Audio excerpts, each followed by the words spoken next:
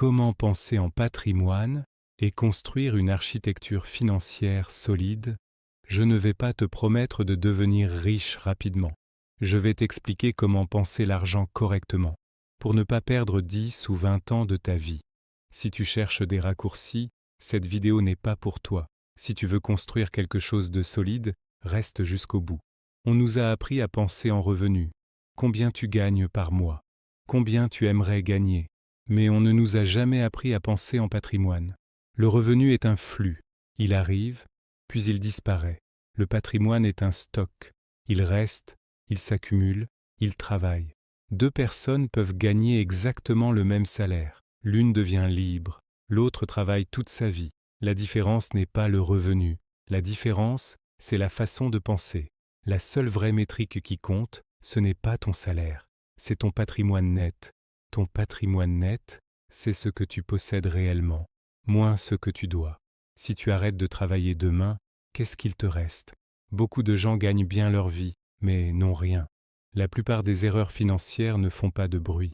Elles ne provoquent pas de faillite spectaculaire. Elles volent juste du temps. Changer de stratégie trop souvent. Chercher mieux au lieu de tenir. Dépenser chaque augmentation de revenus. Ce n'est pas le marché qui détruit les patrimoines, c'est le comportement. Contrairement à ce qu'on croit, il n'est pas nécessaire de gagner beaucoup pour construire un patrimoine. Il faut surtout répéter les bonnes décisions pendant longtemps, automatiser, simplifier, investir régulièrement, laisser le temps travailler. Un investissement doit être ennuyeux. S'il devient excitant, il devient dangereux. Un patrimoine solide ressemble à un bâtiment. Il y a d'abord les fondations, la sécurité, un matelas de protection pour ne jamais vendre sous la pression. Ensuite, le cœur du patrimoine. Les investissements long terme, ce sont eux qui créent la richesse avec le temps. Puis vient la stabilité et le levier. L'immobilier, utilisé intelligemment, sans précipitation. Après seulement les accélérateurs. Les business, les projets, les paris plus risqués. Et enfin, la liberté.